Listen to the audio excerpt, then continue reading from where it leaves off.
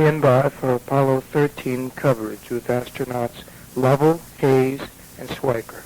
Approaching the T-minus 1 minute mark. T-minus 1 minute. T-minus 1 minute. And counting. More bumping today because of the little cloud cover. Of our countdown. Get quite a shaking. 30-second Well, mark. they keep down, you're right. Interesting. Well, let's see if the place holds together. Past the T-minus 50-second mark, the power transfer takes place. First stage, second stage, third stage, and the instrument unit going to internal power. T-minus 37 seconds, and our count continues to go well. We'll be looking for an ignition of those 5 first stage engines at the T-minus 8.9 second mark. We've passed T-minus 30, T-minus 25 seconds, and counting, and Apollo 13 is go. T-minus 20 seconds, T-minus 20 seconds, and counting.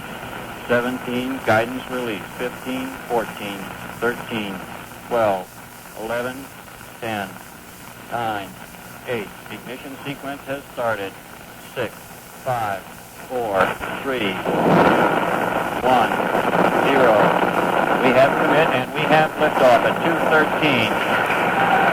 The Saturn V building up to 7.6 million pounds of thrust, and it has cleared the tower. This is mission control. Here we go.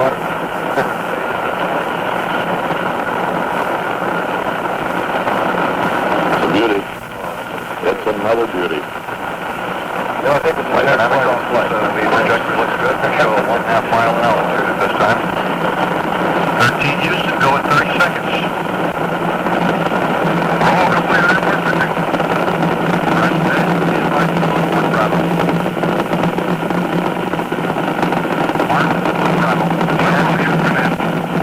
Altitude 1.2 miles. Out shaking here, but got a beautiful time.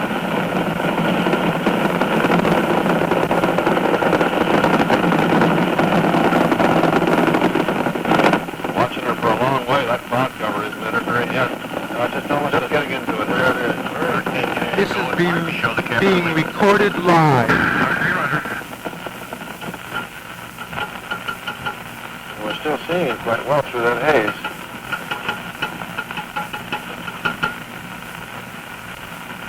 All sources continue to report where it goes. The trajectory on our plot boards is right on the pre-planned line. That's a good one. Looks like a very good one. There, you can see that. And the booster engineer reports we're now through the region of maximum dynamic pressure, and we're go. That was Apollo 13 liftoff being recorded live from the CBS network on the day of April 11th, 1970 at 2:13 p.m. in the afternoon. Now back to Apollo 13 coverage. There seems to be a problem with Apollo 13, and right to CBS News at 12 midnight. I hear the astronaut line in the fragments I've heard of it.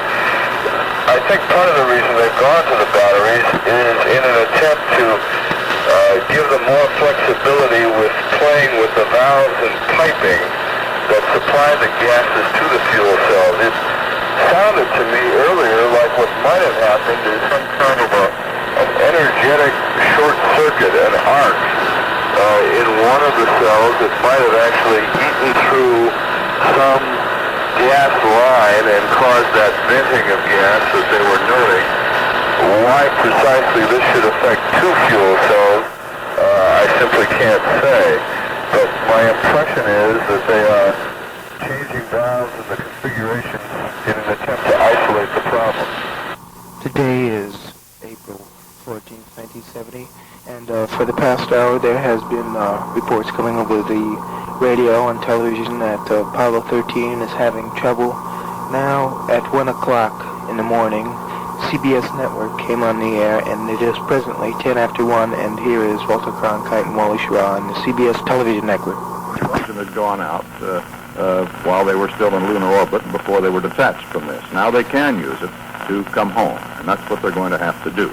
The maneuvers will be then, first of all, to get lined up, as we were talking about a moment ago, without perhaps some of the computer help that they would have normally have, but with the star sights that Wally was just telling us about. They will get lined up as accurately as they can, and it must be quite accurate. Then they will fire this engine down here at the bottom to speed them up. By speeding them up, the moon doesn't catch them in quite the same orbit it would have normally, and it, in effect, reestablishes what is called a free return trajectory. In other words, it speeds them up enough so that the moon just catches them with its gravity and throws them around in a slingshot maneuver, but just precisely if this firing is correct, so that they will return to Earth. Then perhaps they will need another firing of this engine on the way back to Earth to line up exactly for their landing on the scheduled spot in the Pacific. But at any rate, that's what is being planned right now. There's no further thought of possibly going to the moon, unless by some miracle, I suppose, those fuel cells came back on the line, but that's not even in the book, is it? Well, I wouldn't anticipate that. Once the fuel cells are gone, they're almost irretrievable. The one consoling thing, at least the last I've heard, is that a third fuel cell, which is number 2 in essence, is available on the line, but they're conserved in. You can use the fuel cell to recharge the battery in the command module, which is significant in that itself can fly a re-entry without the service module, and does normally. The only thing that can re-enter, the only thing that has the capability of re-entering is just the command module. Just the command module. They have to be able to jettison the service module, and of course they'll be jettisoning this portion, the landing modules, as they have established that they're on the way safely home and have enough consumables. Now, Wally, are consumables any problem? Oxygen and water. They get some of their water supply as a byproduct of the fuel cells, I know. Right. But they also have pretty good supply on board, tanks that are already filled, I think. By now, the water byproducts of the fuel cell should have filled up what we call the potable water tanks, so that supply is readily available. And it's a pneumatic source, so it just basically squeezes out from an air pressure system. It's actually oxygen. Through a water gun, so they can drink that. Now, in the LEM, there is water also stored there for the crew. What about? I'm not worried about water. I'm not worried about food. What about the oxygen itself should flow through from the LEM or from the command module, because it's gaseous and should come through. Now, there may be some electrical circuits that must be activated and can be even by the command module to bring this through. But to circulate the oxygen, we have some pumps, we call them compressors, but they're much like little fans that really circulate the gas through the vehicle, which are layers of impure gas and then layers of good oxygen. Well, this shouldn't be too much of a problem. The load that's required for that is very low. So the electrical load, of course, is that's right. So really the problem that faces the men in mission control in Houston and Jim Lovell and Jack Swigert, Fred Haise, aboard Apollo 13 is simply the one of getting the LEM descent stage firing off at the proper moment, proper time, with the proper thrust. Presumably that's available from the battery supply they have. The concern at the moment then is limited to that, and of course, the feeling that we've aren't going to make a moon landing this time. I would say we can just forget the moon landing for now and concentrate on using the LEM descent stage, as you aptly described it, as the propulsion system. Now, the attitude that they will acquire 15 after 1 a.m. The reaction jets. Notice these small little thrusters you see here. These are very similar to the ones you see on the service module. So they can use those to establish the attitude of the whole stack, as we might call it, the sheet hang, to get it oriented in the proper. They're having a little problem right now. We've just been advised from Mission Control in Houston that they're rolling around their fore and aft axis, up and down axis, and Lovell says this slight roll he's trying now to stop. What would that indicate? We probably have to learn how to use these with what I would call a combined stack.